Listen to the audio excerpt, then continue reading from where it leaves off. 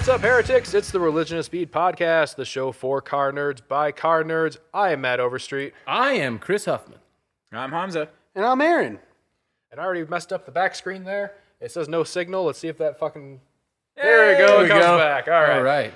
So I want to get this podcast started today, and we want to get the elephant news out of the room. That broke down really badly. We want to address the elephant in the room. There you go. Thank you. You're welcome. Hoodie Pegasus in the room? Oh, good way to enter that topic. Yeah, that would have been better. Why did you not host this? Yeah. Of course, we are talking... We'll just skip to about Ken Block's death that happened a couple weeks ago. Snowmobiling accident took his life at age 55, and the world has been mourning since. Honestly, I've never seen in the car world a single person who passed away that got just everybody, like manufacturers, everybody that did any sort of car media thing was posting something about Ken Block, and it was kind of crazy to see just how wide-reaching his influence really was. But yeah, I just kind of wanted to talk about, like, you know, I don't know. First of all, I just want to say I was shocked to hear it, and also not shocked at all. Yeah. You know? I was shocked that it wasn't in a car. Yeah. Like, I'm sure he was racing the snowmobiles, but it just, you know, the snowmobile thing, I was like, wow, that seems kind of random for him. But it's also like, you know, you're right. He had such a massive effect on the car community. I remember watching the first 3 Gymkhanas over and over again, showing them to anyone who would watch them, so I would have an excuse to watch these videos again. He had a very big impact on the car community, and he went to WRC, and he caught a lot of flack for that because they're like, well, he's placing last, he's placing 22nd. It's like in WRC. Right? Against the best drivers in the world. He's still competing, and he improved, you know? He did. Went from Subaru to Ford, and did he go back to Subaru before the end, or was he Ford? He was with Audi. Yeah, he was with Audi. Yeah. But he was racing Fiesta still. Yeah. So it's a major tragedy. It really is. I almost think that there's some sort of Final Destination element because his car broke down at Pikes Peak. Right. Like... Yeah, and we were just talking before we started about how what they say on the sweaters. Yeah, he had hoodies that said "Just Don't Die" on the back. Yeah, and even we were talking about it's like, okay, on this podcast, I said he was going to die in that car if it went up, and I can't believe that.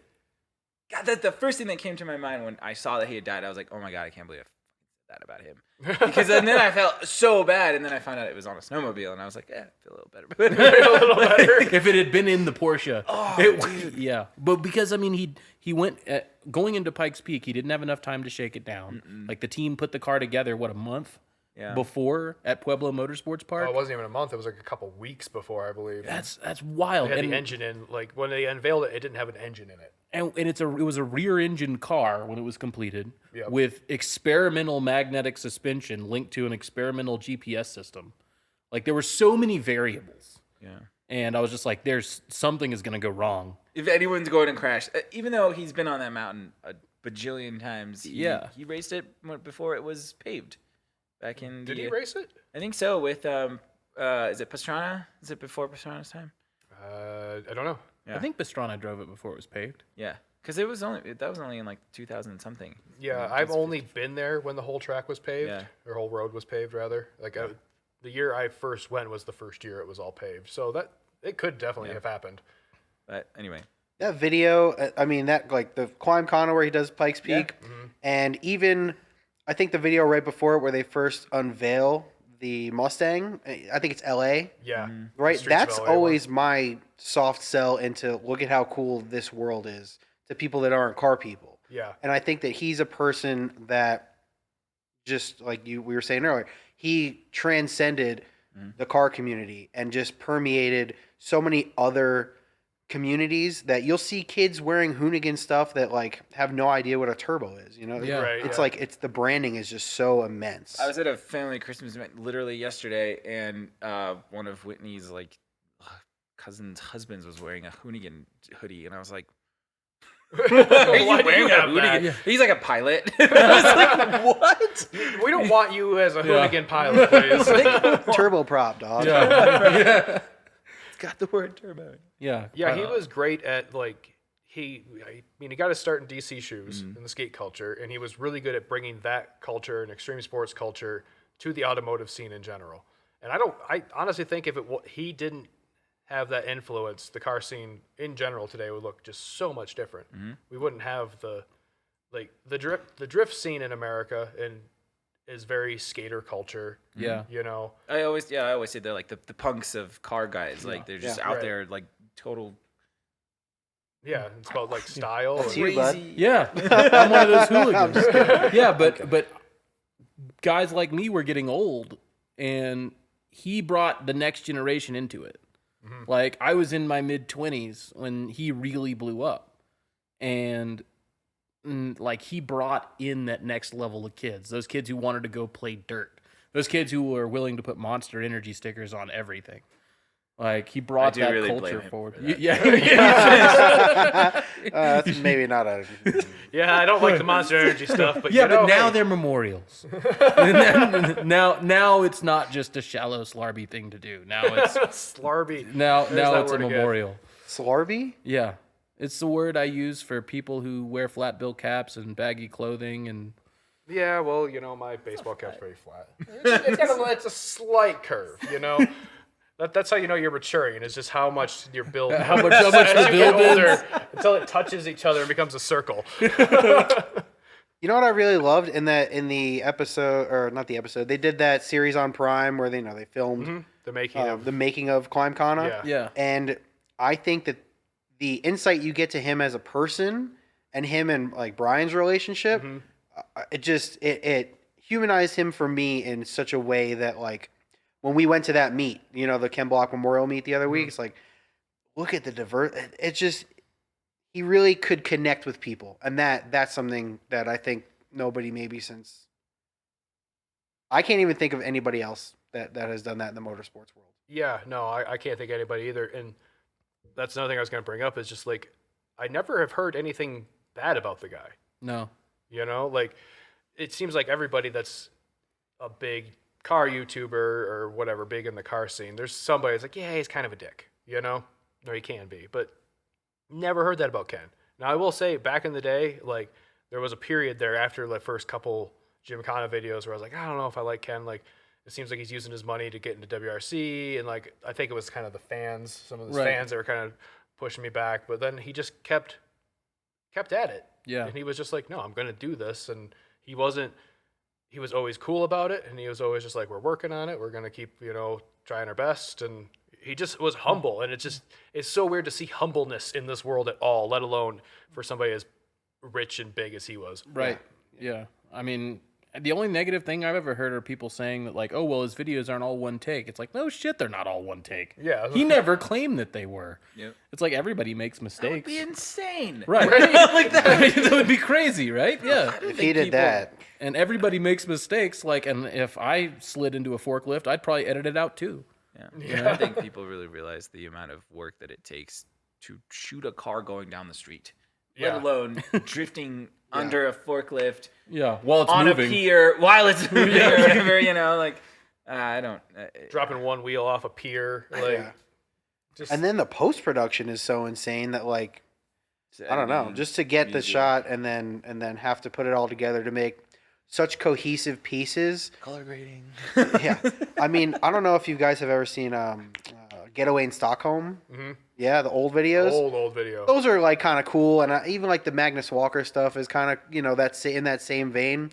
But like, these are my favorite driving videos, to be honest.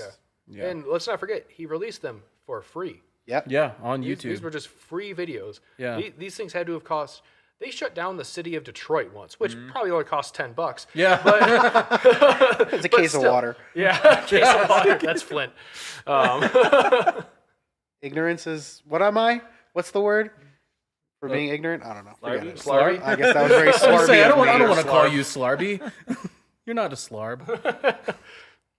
But yeah, no, I don't know. I'm curious to see where Hoonigan goes now. Yeah. I don't think they've posted anything since it happened, which that's of course completely reasonable. I know that Hurt. I follow Hurt. He posted quite a bit about the impact that he had Yeah, on I him did. personally. Yeah, I did. Which see I that. was like, wow, this is like insight that we don't really get. And I know his daughter posted stuff, which is a huge. I mean, I don't know. I can't even imagine. Like, she said he was like her entire life, especially because she was going into racing, and like I just couldn't imagine like what that would feel like. It's awful. Hopefully, she's a chip off the old block. Oh my god! Come on, that was a good one. We end the podcast here. That's actually pretty good. It was a good one. It's just I can't be looking at a memorial picture while I hear it. I'm sorry. No, that would be like some good merch. And I will say to the people that are making KB43 Ever, the Ken Block Forever thing that is kind of sprouted up, all the people that are making merch of that right now, fuck off. Yeah. Just like capitalizing on the guy's They're probably death. the same people who made the little threes with the halos over them Yeah. for NASCAR. Yeah, there's always people, capitalizing on somebody's death, and it's like, Yeah. the only thing I might buy that would be like a Ken Block memorial thing will come from Hoonigan themselves if they release any sort of thing. Yeah. I doubt they deserve will the too, the but, merchandise. And that's only if the funds go to like not that his family needs money, but something that Ken would enjoy.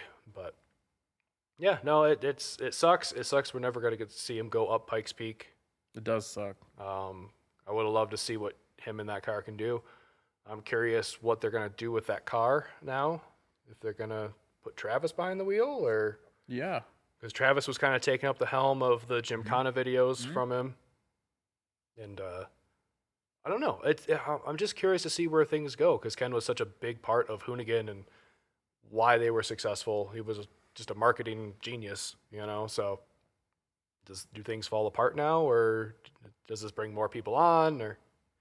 I think it'll keep going. Yeah. But let's hope not. Let's hope that it doesn't fall apart. Yeah. Yeah, I mean, it's just so many videos. I remember when he debuted his Ford rally car. That was actually the first time I ever heard that Woo Boost track from Rusco. Oh, 'Cause really? He used that to underlay, and just he and a bunch of people were dancing around his new rally car. And it was just like, hey, I'm in a Ford now. Here you go. It was just really cool. He did a lot to bring interest into the hobby of destroying tires.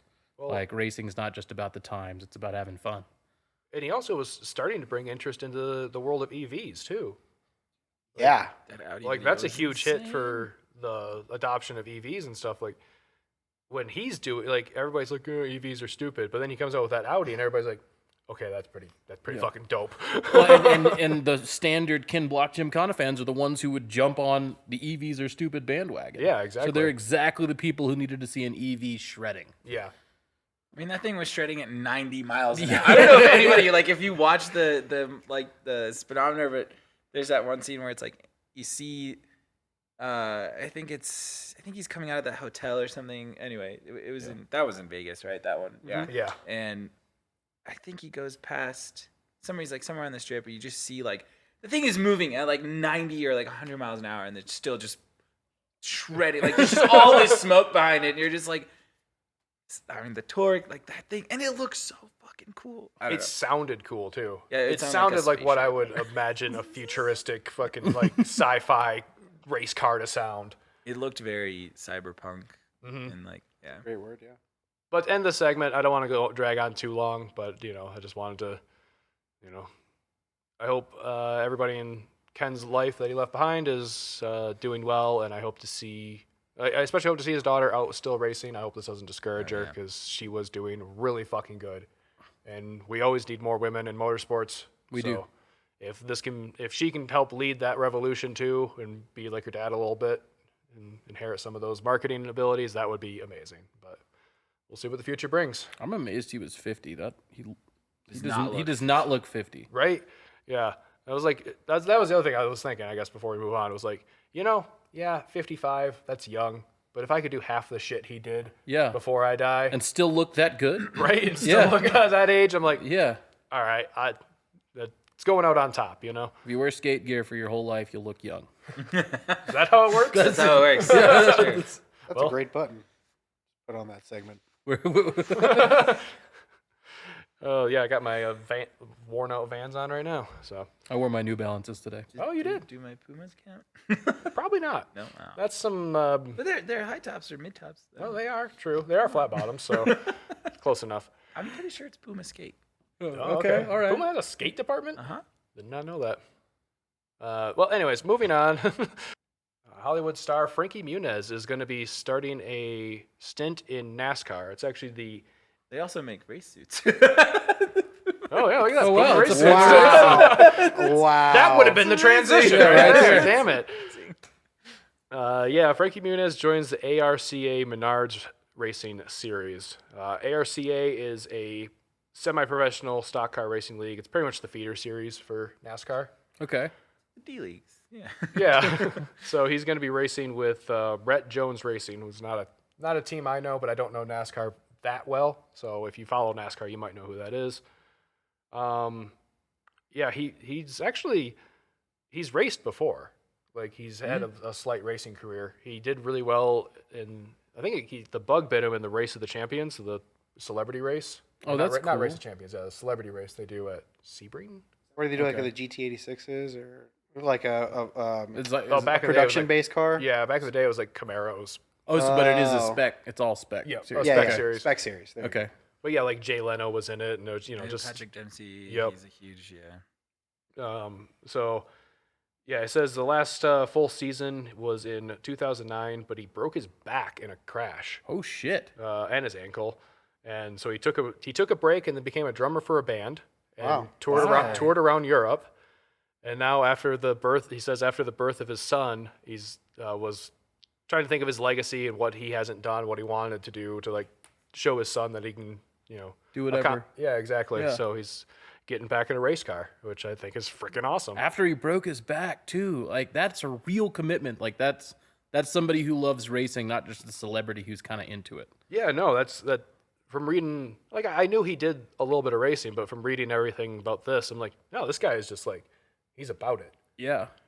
That's really awesome. I'm curious what his like car collection looks like. And, Yeah. Yeah, right. Yeah, like what he's very private. Like there's like this is the Yeah. first news really. That's Right. Well, there was some news that came out a few years ago where he finally kind of broke the news, I guess you say, about he has like long-term memory loss.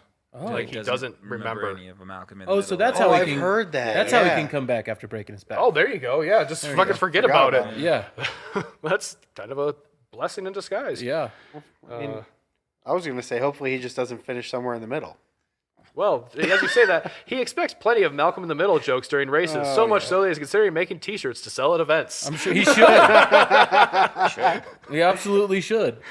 It's always cool to see, like, this guy seems like another humble celebrity, getting into racing, and there's always been this link between Hollywood celebrities and racing, and more so in the past than current times, That's true. but I don't know, maybe this will cement his legacy a little bit more, Maybe he'll be a modern day Paul Newman. Yeah, maybe. Yeah. He seems like a cool guy, so. We'll be buying Munez's own salad dressing. All right, so moving on, I saw an article the other day that the North American Car, Truck, and Utility Vehicle of the Year awards were announced. I'd never heard of this award. Apparently, it's a independent award. It's not linked to any magazine or anything. Okay. With independent judges that rank every year the new hot new releases, basically. Okay. But the list threw me off. So we'll go through it real quick. The best truck of the year was the Ford F-150 Lightning. Okay. Those are they? I've seen maybe one. It's weird. I see more Rivians here. Oh, there's Yeah. Like tons. so many more Rivians. I see quite a few down south side of Lightnings? Denver. Yeah. Lightnings? I've never seen one. I've Oh, yeah, never I've seen seen a a few. Lightning run. Yeah. Huh. Like, Yeah, I definitely see more Rivians though. yeah, which they're twice the price. Yeah, and the Rivian was on. Oh no, the Rivian was on the SUV list because that's the R.o.S. Yeah, I've only R1S. seen one of the Rivian SUVs out in the wild. Yep, same. I saw one today. Really? Was Yeah. it See green? one around It here. was like a light green, like a weird. Okay, we might have all seen the same one. I saw a white one. Oh, okay. All right. Two different ones. There's two of them. yellow, goldish mustard color that they have. Oh really? Okay. But that one, it kind of makes sense. There weren't that many trucks on the list because most Yeah. trucks just exist forever. Right. So there weren't that many new releases. And then it's the most affordable EV truck now currently. Well, it was. We didn't report on it that the next year they're raising the price by like $15,000 for the base model. for the base model. Oh, that's bullshit. Yeah, I think they just did that price to get people's attention, and Right. then Like, no, it's Rocket it. actually $70,000. Here Right. you go. and then the SUV goes to the Kia EV6 or whatever the fuck it's called. Oh, so this is basically Technically. this is the same as a Hyundai Ioniq 5. Yeah, exactly. And I can say I wouldn't buy one. Yeah, That's just because I've seen them fail so much at my job. Oh, really? Yeah. Yeah, that one. There were a lot of other things on the list that would have made more sense. The R.o.S was on the SUV list, and I feel like that's more innovative and cooler than this. Whatever that is. Yeah. Although I have seen the specs on the GT version of this and pictures of that thing like drifting and shit. I'm like, Looks good. okay, all Okay. right, fair. And it or the Hyundai counterpart might be in the new Ant-Man movie. Of course, Yeah, because they sponsored Ant-Man 2. yeah. Oh, that makes a lot I'm of really sense. excited about that movie. It Same. looks so good. Yeah, I'm excited. I feel like they all look like more like wagons, and that's kind of disappointing. Yeah, It it's just does a look tall like a wagon. It's wagon. not even Yeah. an SUV. It's because they keep lowering the SUVs to give them like a sporty profile, but at a certain point, a lowered SUV just becomes a wagon. Yeah, and we've all had an Outback. At one right? point, we're gonna hit that like all road. Yeah, yeah, the Cross Tour, the Accord Cross Tour. We're shit. just back to that. Yeah. Oh, Just get it there. Like then. it took us 40 years, but we're back around to the Griswold station wagon. All right, and now I'm gonna give you guys the list of their the cars that qualified for this year, or as far as for car of the year, and I want you to guess on which one they picked as their best. Okay. So number 1 was the new Integra.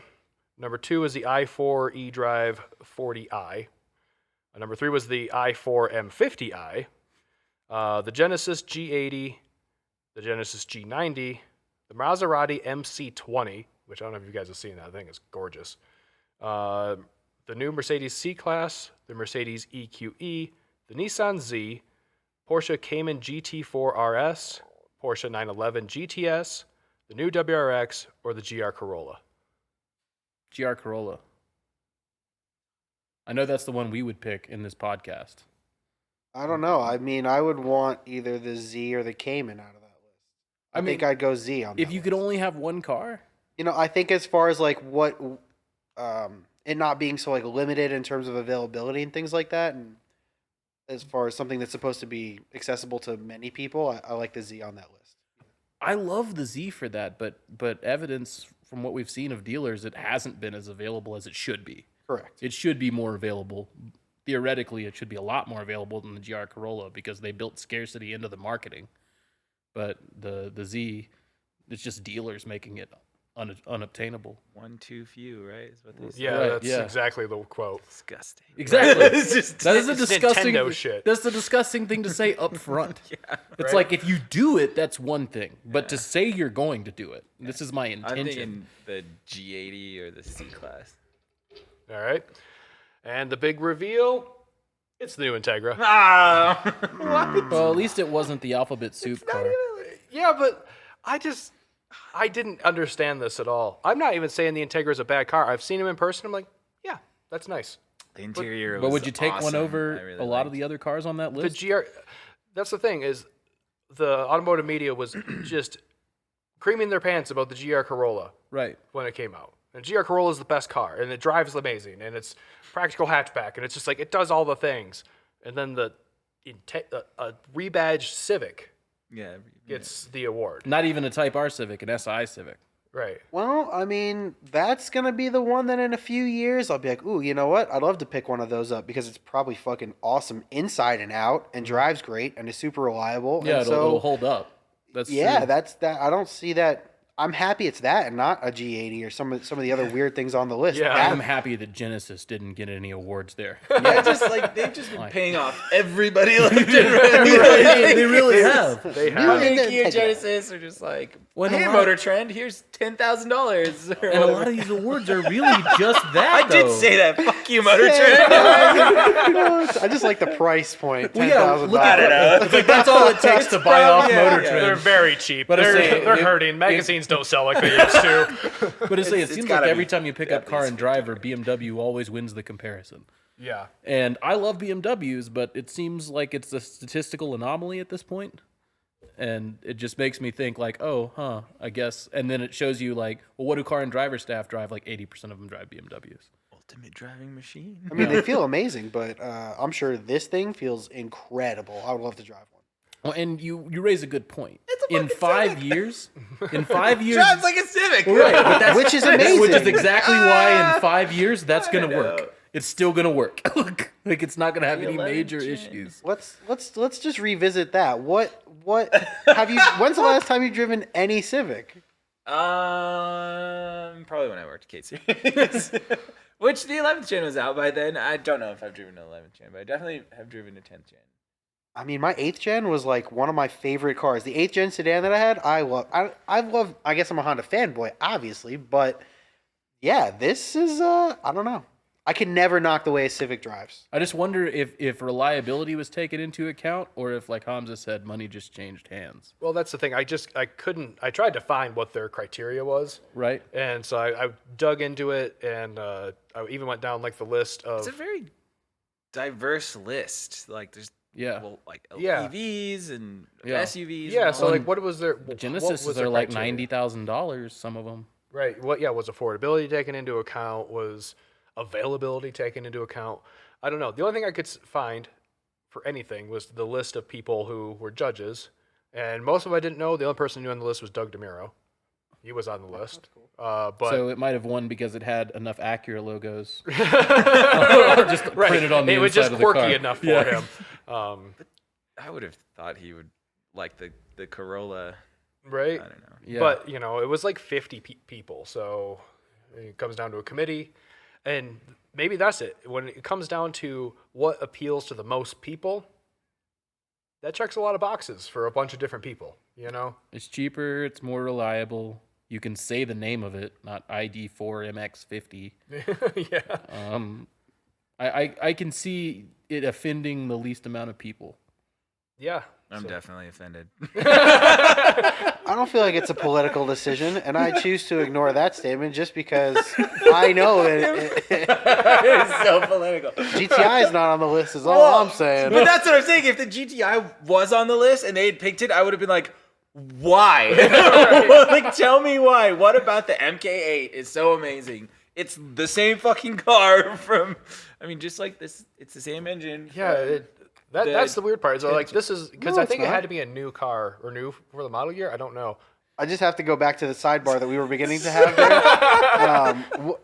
Yes, the SI has the 1.5 turbo, but what did we discuss last week that had the K20 in it? It's the That's new the Integra. R. It's the new performance Integra. The Type S. Type S. But it's not out yet. Yeah. So technically, that's going to be the same with a K20 in it, really. Right, but it's a K20 with a turbo. So that makes it better. You can repeat that over and over again, and I'm like, sweet, greatest hits. Keep giving it to me. Yeah. So even with that new knowledge of like let's just include the Type S. Can we include the Type S No, because 'cause it's still it's an not- Integra? It's not. Because That's not what that is. Okay. If this was fair, a Type fair. S, No, that's fair. That's because fair. it'd be hard to Yeah, argue. they weren't judging the Type Type S. Because the K series, we can all agree, is one of the best 4-cylinder engines ever built, If the Type S has and the K20C is one of the best K series ever built. If the Type S has any of the bits of the Type R on it, which I'm assuming all they did was take them and they just put a different body on top of it and change some of the bits of the inside. Give it an analog Listen, clock. The whole front suspension of the Type R is completely different from any of the other fucking Civics. You say Honda with such disgust. It's not that. It's bad taste, right? it's just bad taste. God, I hate those kids that would come into that store so much. I Sorry. felt bad for the kids because the store didn't give a shit about them. No, they did not. That's what I felt bad because I used to be one of those kids. I used to be a kid with too much Civic, constantly getting tickets, way too loud.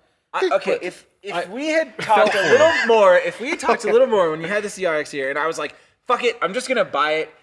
That thing would be sitting right there, and we would be putting a K series in it, and it would be amazing, and I would love the shit out of it. I love Hondas, but I don't think that should be winning anything.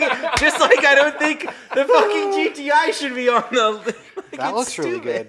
I don't care if it looks. It looks like a fucking 4-door sedan. It doesn't Exactly. look really good. It is what it's supposed to be, and it looks good. It drives good. It's probably amazing, and I would put my not so hard-earned dollars down on the table and drive one. Knowing that the Type S is coming out, you It would buy be a one Type of these. S. Okay, so we can all agree none of us would buy the 1.5 version. I would buy the Type S in a heartbeat. And you would buy the.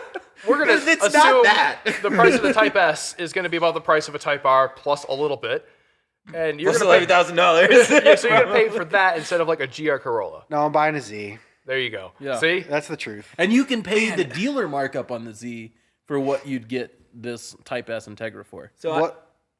I was gonna say, what's the dealer markup on the Z now? I Like, have- roughly. I have seen. So some of the protos are actually pretty ridiculous. Some of the proto trims, because they only made so many of those, with dealer markup are like $120,000. Oh my god, I'm not buying a Z. Right.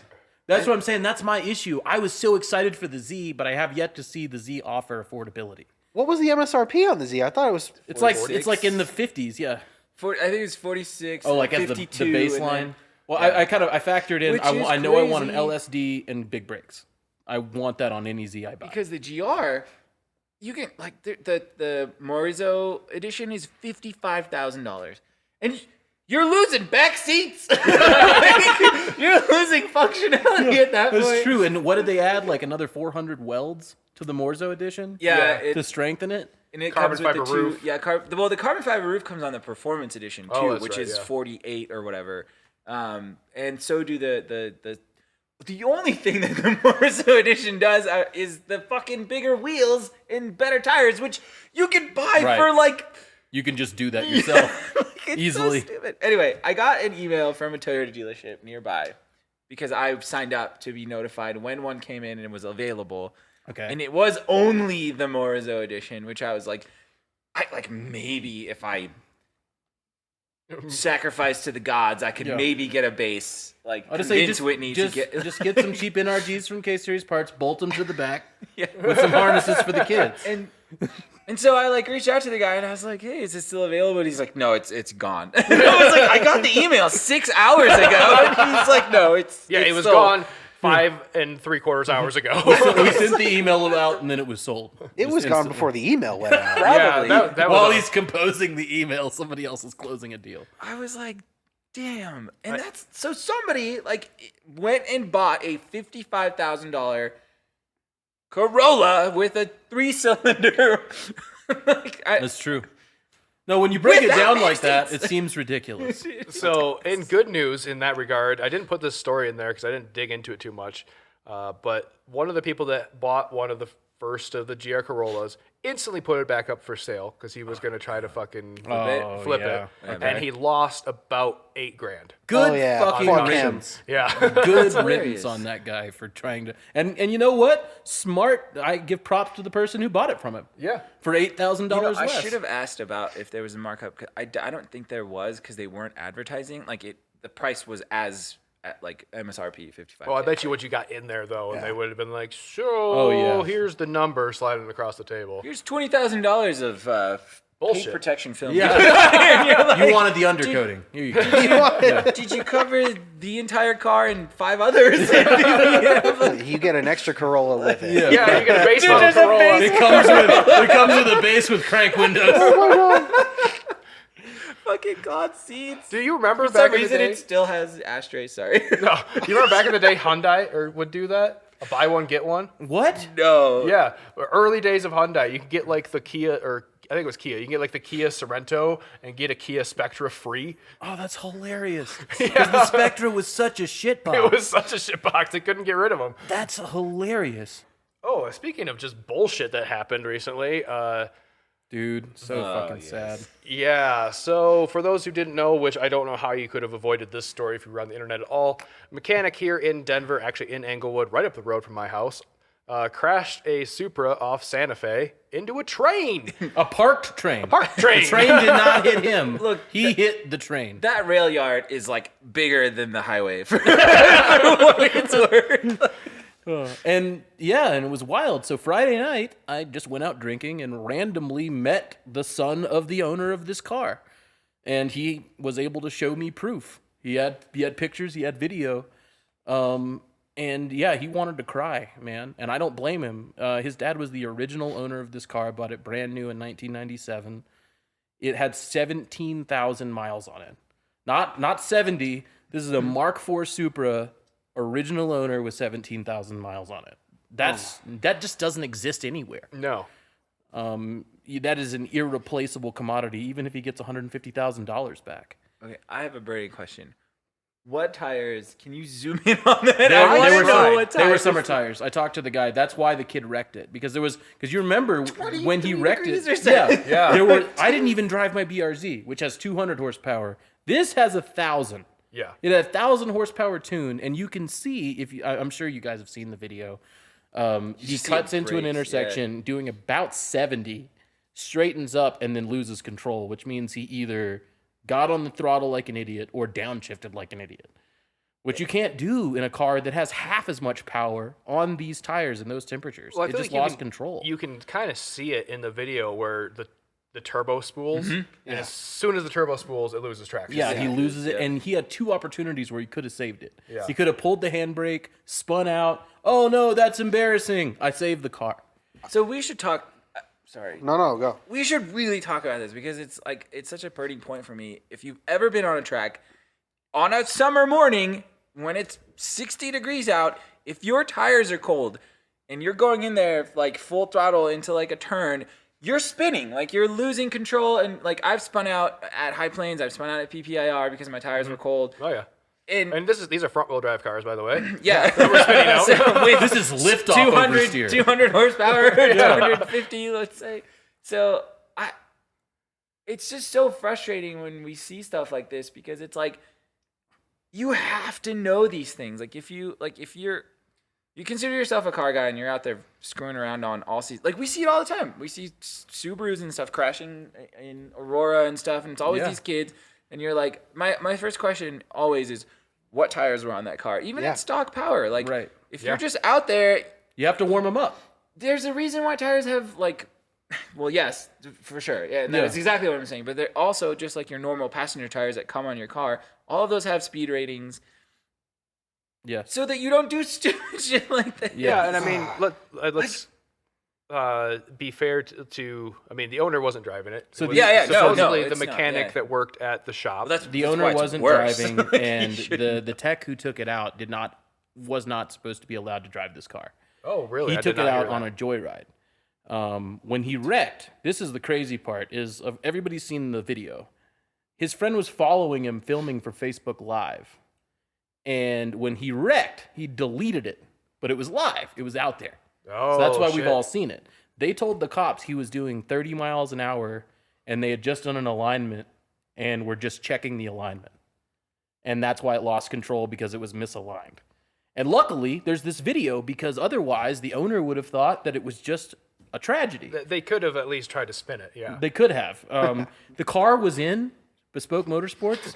It was in for a minor coolant leak. And this happened. It has a major coolant leak. Yeah. It shouldn't have even touched the alignment rack for a minor coolant that leak. up top, that's the intercooler on top. The massive intercooler. Yeah. I'm assuming it fell off and they just... Yeah. Looking at those tires, I think they're RS3s or RS4s, Hancooks? Hancooks. Kind of what they look like. Yeah, overcooked it on that. That's not a good time. And supposedly the owners had to close the shop since then, because people all over the internet, people all over the world have been calling, threatening to burn his shop down. Yeah. I mean, So he called customers and they're like, get your car out, we're shuttering the doors. Yeah, That which sucks that's bullshit too. Yeah, because Like, the owner didn't. This kid took it out without permission. Yeah. And wrecked it. And it's like, yes, I get it when it's one of your employees. You have a responsibility. It's your employee, that kind of stuff. But when they do something against what you said, there's not much you can fucking do there, I suppose, you know? Like, don't harass the shop. Like, this was the kid that did this. It was something. Oh, they released his name? No, they didn't release his name. What's his It's like name? he's like a murderer. No, there was a lot of hate towards this kid. Like, people like, I will murder you, which people, That's ridiculous. it's a car. This is worse than murder to me. I'm sorry. Like he deserves. He deserves jail time, and he deserves to not be hired as a mechanic anywhere ever again. But don't be killing the kid. Come on. What was I gonna say? Oh yeah, the drive. I got the article. Took the information from the article. They reached out to Bespoke, and Bespoke was like, "Yeah, we're not saying anything without our lawyer, basically," which is probably a good idea. That's right fair. now. Yeah. I mean, first of all, the first Supra I ever drove is identical to this. Just a Mark IV target top 6-speed. Not that I owned, but that I drove, and it's crushing my soul to look at this. And you just watch the video. He's like on Santa Fe, like 60-ish, drops a gear and just rolls into it, and you're like, yeah, and oh my god. He tank slapped one way, and then he went back the other way, and yeah, it was.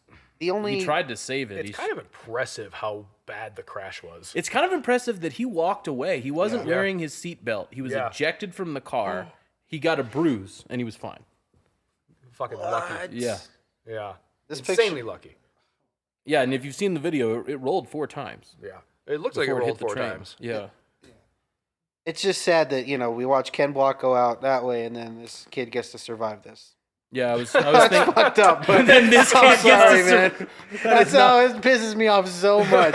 It's like this little shit walks away. The most heated this podcast has been. I'm just looking at it. Podcast gold. What are you talking about? Ratings through the roof. I will say I do feel like, given this picture, if Jesse had about 15 grand of overnight parts from Japan, 2J engine, no shit. this thing will decimate. Yeah, no shit. It's a Supra. Sorry. Do they swap that? Oh, I can't. Dude. Oh man. But yeah, before we end, and just to your point, Hamza, it's cold. These tires don't work. It's 100%. And this is exactly 100%. What George said over and over again. He's like, we don't take it out when it's like this. Yeah. Like the owner didn't take it out when it was like this. Yeah. Although I bet, man, in that cold weather, for that brief second, that engine felt great. I bet. Boost weather. It's boost weathered its way into a train. Well, cold weather's great for drifting. Your engine makes more power. Your tires have less grip. There you go. Yeah. All right. So the other crash that I want to talk about is the potential used car crash. That is, thank you, potentially coming from Reuters. Reuters? Is that even Reuters? Routers? I thought it was Reuters. I thought it was Reuters. Reuters? Reuters? Well, we've got 3 different pronunciations. One of them's right. Like they're on roids? Yeah, like they're on roids. Yeah. Okay, Reuters. Yeah. CarMax is pausing some hiring, halting share buybacks, and cutting expenses after reporting 86% drop in third quarter profit as the industry struggles to offload inventory amid waning demand.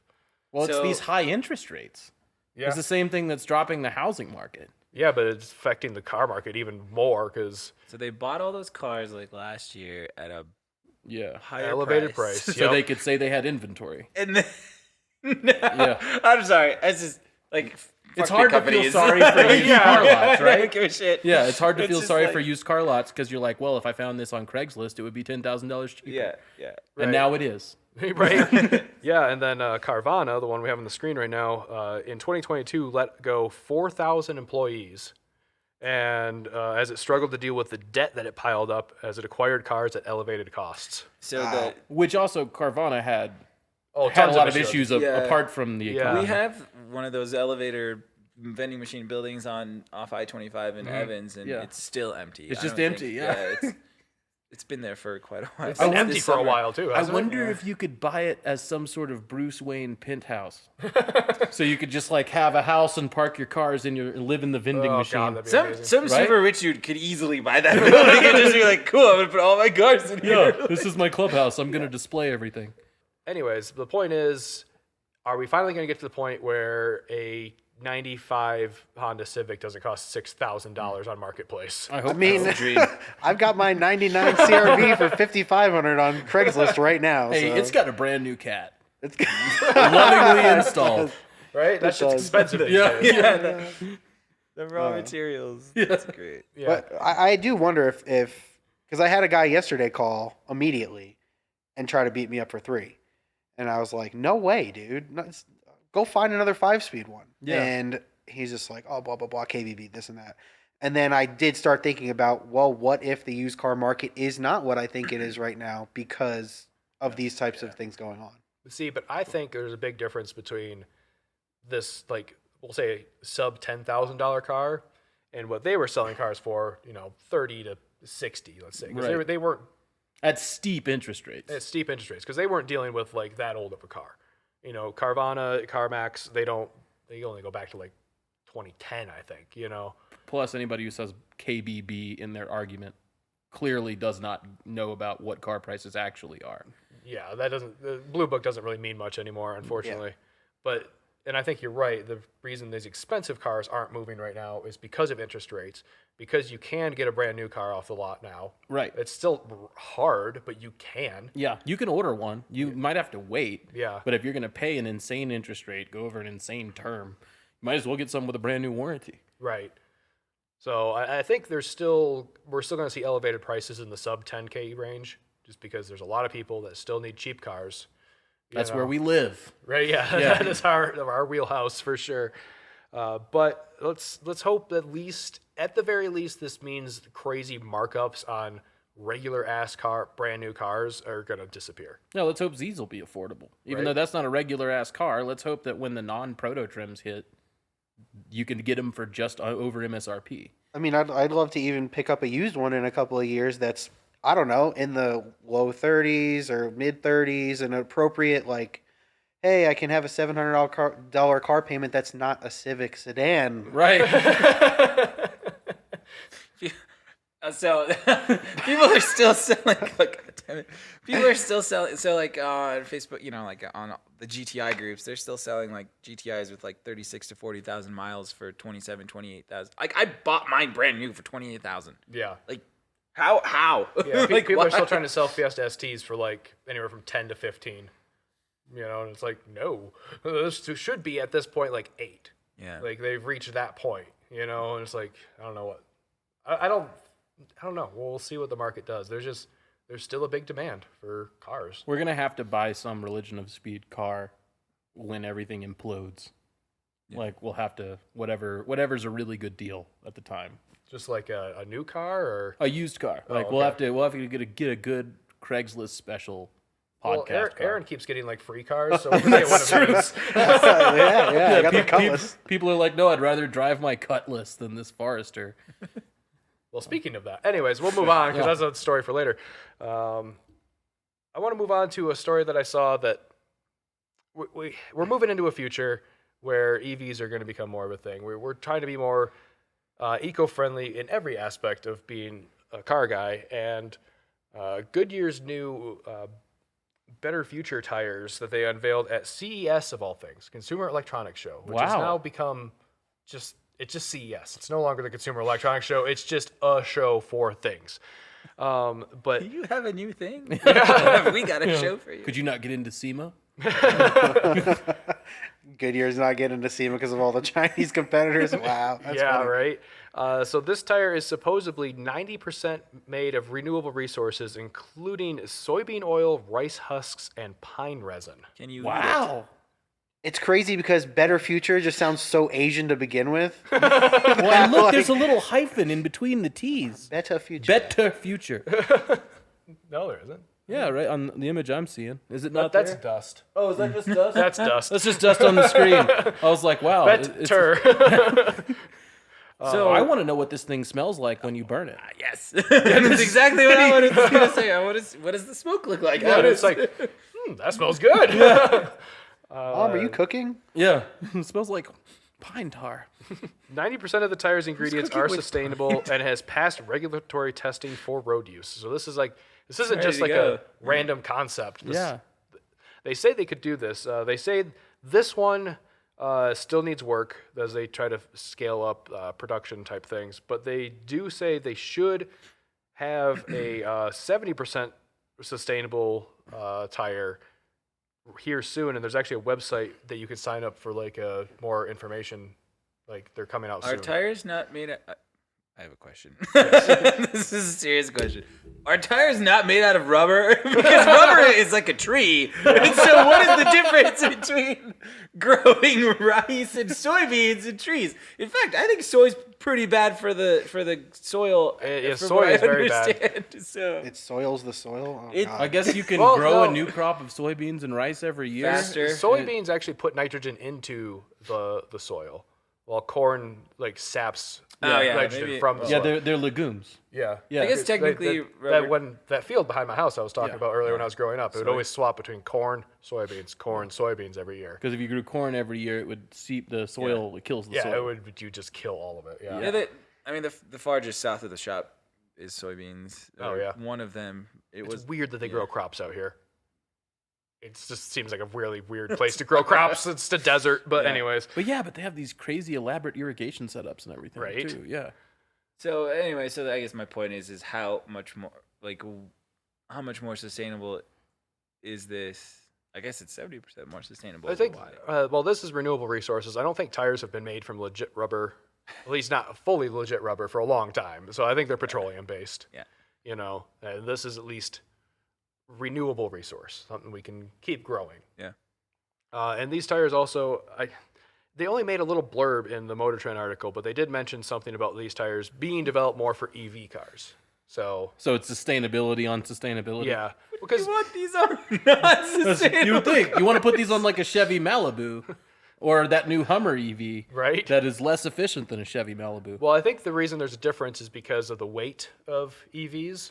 Yeah. Tires need to be actually like a little bit stiffer sidewall, and Oh. tread design needs to be more robust because they will just smoke through tires if you don't put the right shit on there. That is interesting. I didn't think about that because the lithium batteries are so heavy. Yeah, I mean, what's a Tesla weigh? Well, in the UK, Ridiculous in amounts. the UK, the new Hummer, you have to have a CDL to drive it because it's so heavy. The EV? Yeah, dude, it's so heavy. No, I've thought about this too. Like, right, you have to have like different types of brakes. You have to have crazy different suspension to handle that weight. You have to tires totally. Because make I know sense. they So do the low rating. regen braking, and I knew that was so they could charge the battery, but they also need that additional mechanical drag just to stop something that weighs, what, 8,000 pounds? Is that how much these are weighing? Yeah, probably, yeah. I mean, Wow. I think a Tesla SUV is close to that. The Rivian is like something like that. It's ridiculous. Yeah, that's a ridiculously really heavy, yeah. Yeah. I need to know how much a Model X weighs now. Yeah, Just to because that show seats you- 7 people. Like, Yeah. that's a big car. 7 Americans, 8,000 pounds. That's a fucking Yeah. 13,000 pound car. You need a CDL to drive that anywhere.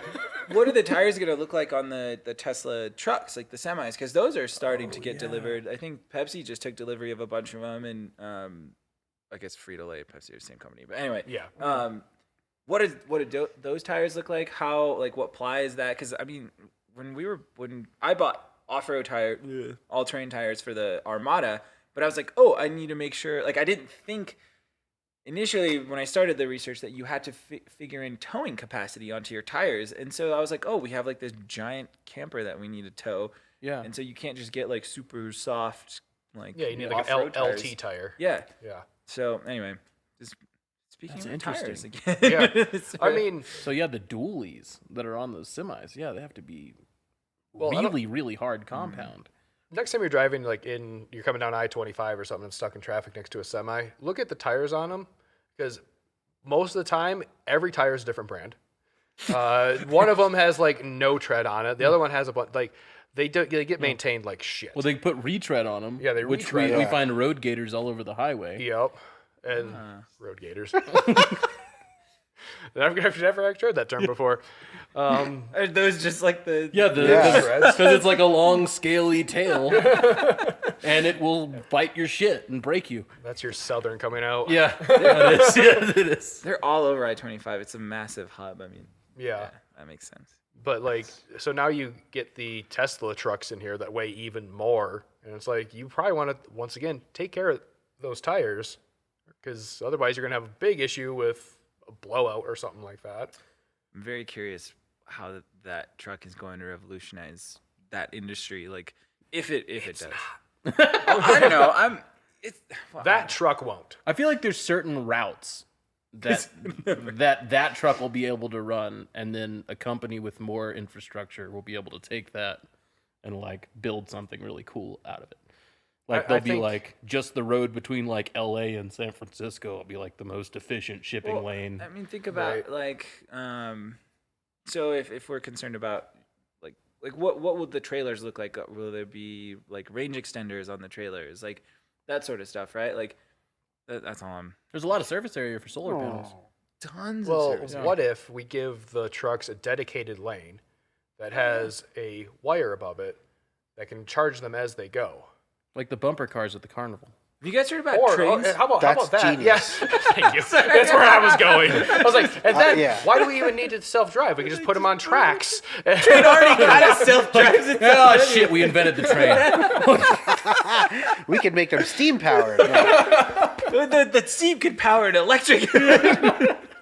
All right. It's just that's my big problem with the whole electric truck thing. It's like if we're gonna do this, let's just rebuild the train infrastructure, and then we can use the electric trucks for city stuff. Yeah. For like the local, deliveries. Well, that would make more sense. Those Hyundai drones that you can just put under a trailer and they can pivot both ways, so they can actually get into tight areas and. Yeah, trying to get like a semi truck downtown right now, like you can't do that. Right, but there's still a Trader Joe's down there that has to have semi deliveries. Right. Yeah. So, something like that, something where it can actually move in a way where it could stay in its own lane and it'll hit the dock square every time. There's not a gap for people to break their ankles in. You seem to talk about this like you know. I used to work for FedEx.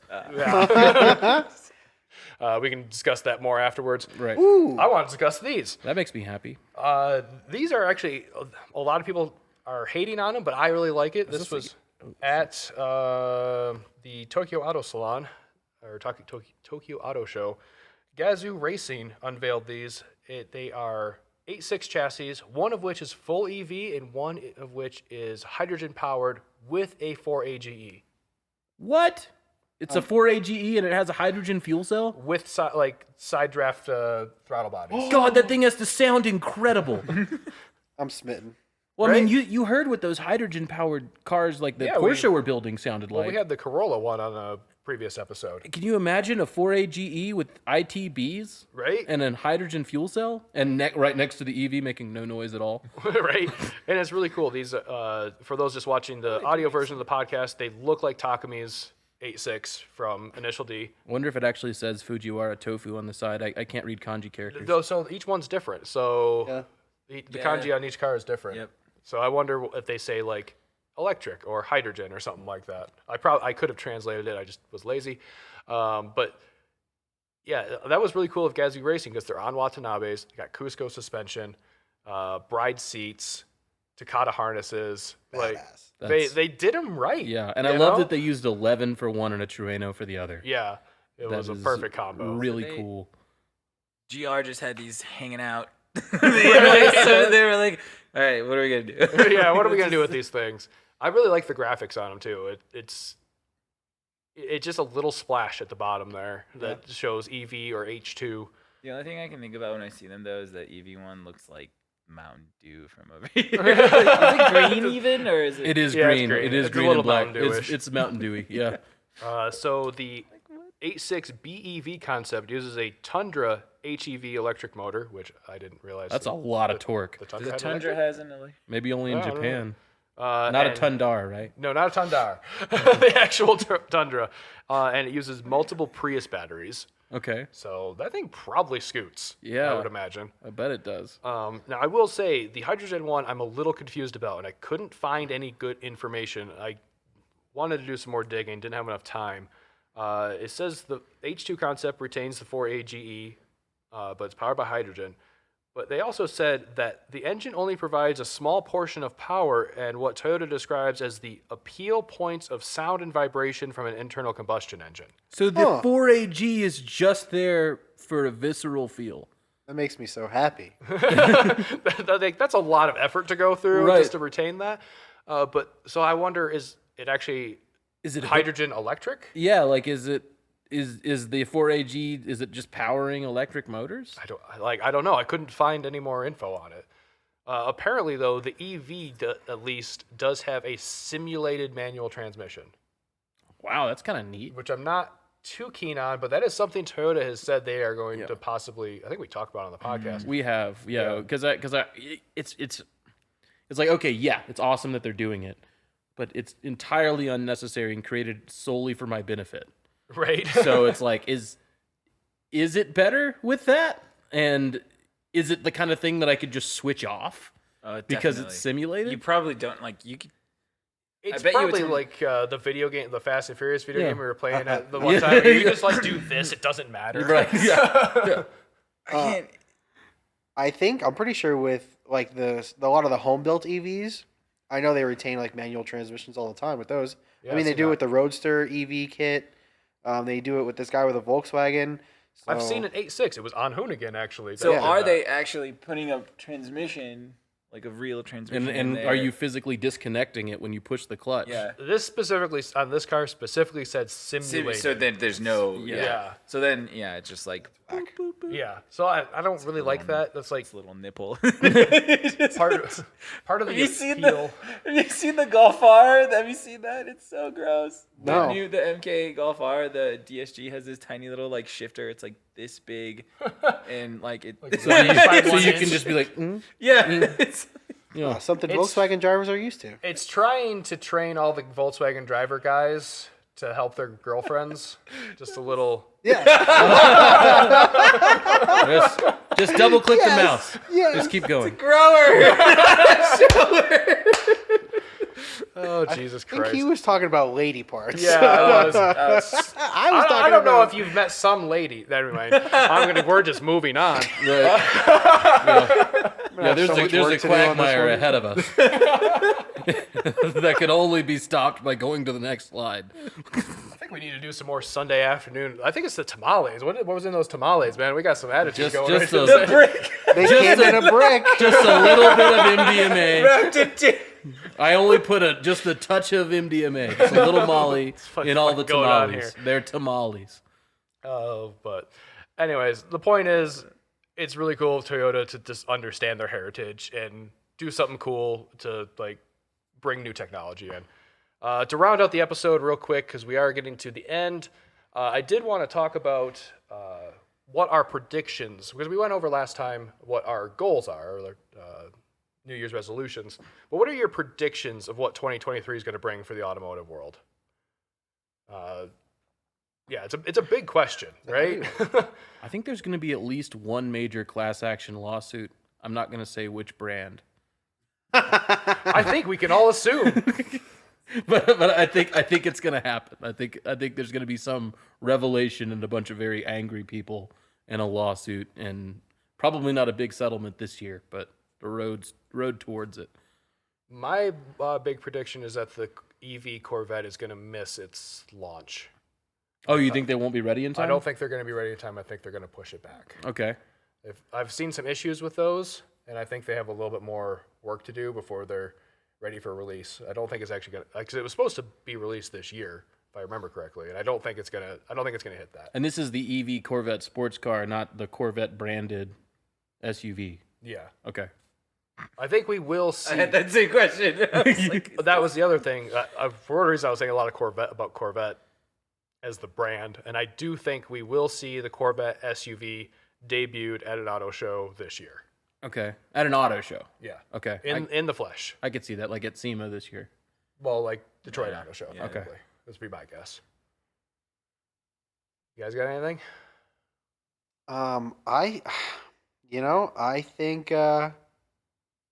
I think that there is going. It's more motorsports based, I think, but I feel, and maybe it's just me stemming from like my own personal desires, but projecting. projecting. There you go, projecting. I think I'm projecting, but I feel like like come to some of the news we've been discussing, like Ken Block's impact on just pop culture in general, and Frankie, Malcolm in the Middle, Frankie Muniz. that guy. When can we start calling him Frank? Right, I was thinking that too. It's a little insulting to keep calling a 37-year-old man Frankie. That's true. Hey, sorry. Just I mean, Frank Muniz. Yeah. Yeah. No, that sounds like a killer. I don't like that. It does sound like Frank a serial killer. Muniz. That sounds like he's got a rap sheet. Francis Muniz. I hope and I think we're gonna continue to see a resurgence in like grassroots motorsports and more young people getting involved, especially with kind of everything from COVID in the last couple of years really feeling like it's kind of run its course. I think we're gonna see a lot more people enjoy more things that are more expensive. Yeah, I could see that. I hope that's the case. Right? Yeah, that's kind of the dream. Yeah. All right, so I have a prediction. I think we're gonna see a huge slowdown in EV production due to like resources, because we saw it.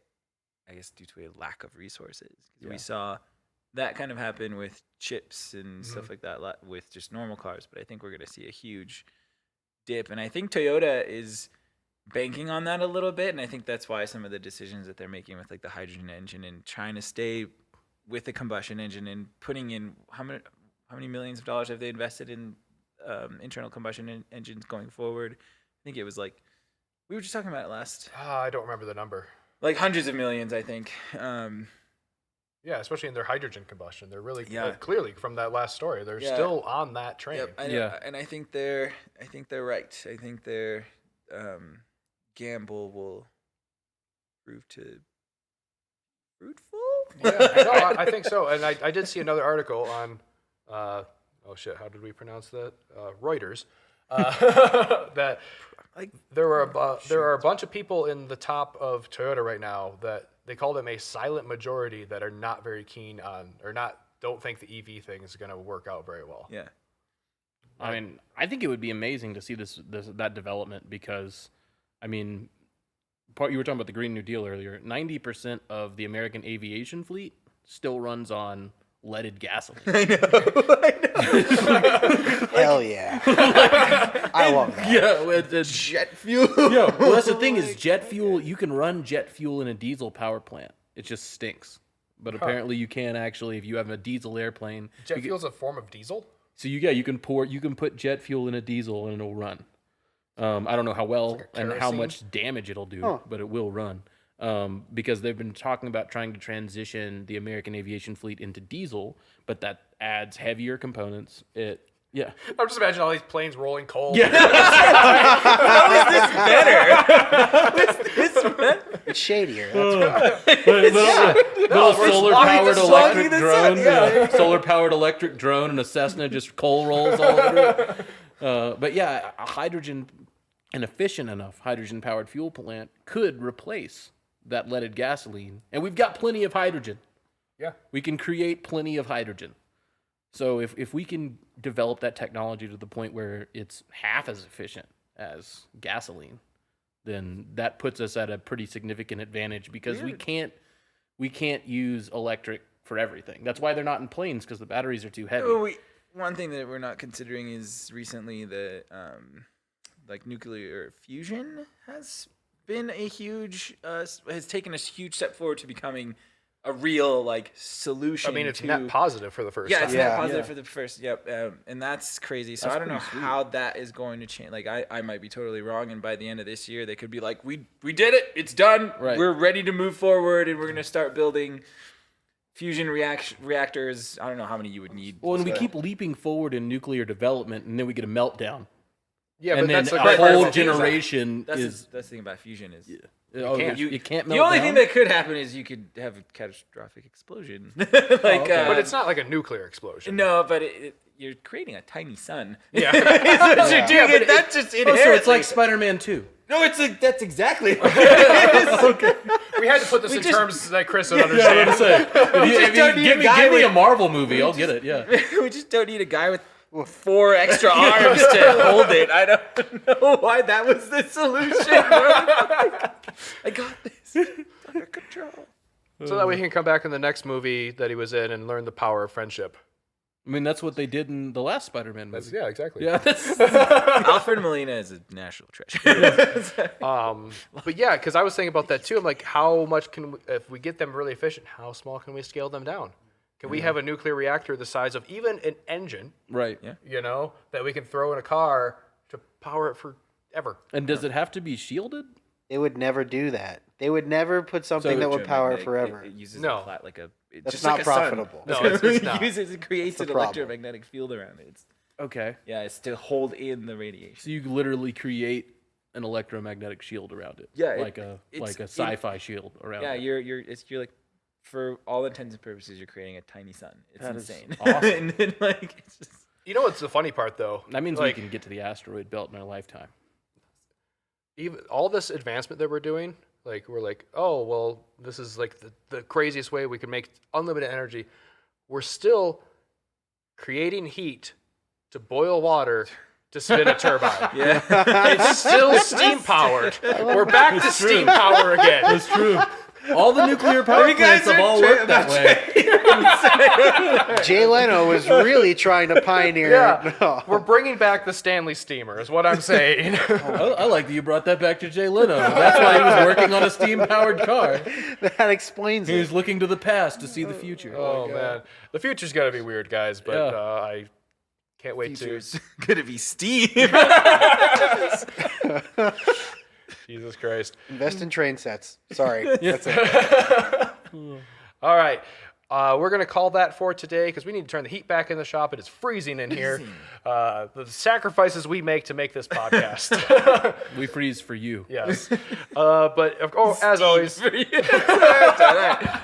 let's do it. stop, Aaron. As usual, if you want to follow all of our other hijinks, religiouspeed.co on Instagram and Facebook, Religious Speed on YouTube. There's the website, religiouspeed.com. TikTok stuff happening There's sometimes. some TikTok stuff occasionally. Some short-form vertical content. Yes. I have another one in the works. I 3D printed a part for a car Oh, cool. at work, and it worked. It was kind of cool. It was just a little trim piece for a sun visor, but still, that was the first piece of a 3D printed thing I had put on a car. Nice. Well, and those are the things you can never find. Yeah, I mean, that's the reason we did it. It was either that or a $300 visor. The whole visor. The whole visor. Yeah. It was like, no, we ain't doing that. So I should be getting that out pretty soon. But yeah, otherwise, that just leaves us with one thing. Well, we'd like to thank the band Wheels for the use of our theme song, Colors. You can hear them on the album Traveler Part 1. You can find them at Wheels the Band at bandcamp.com. That's going to do it for us today, heretics. Until next time, peace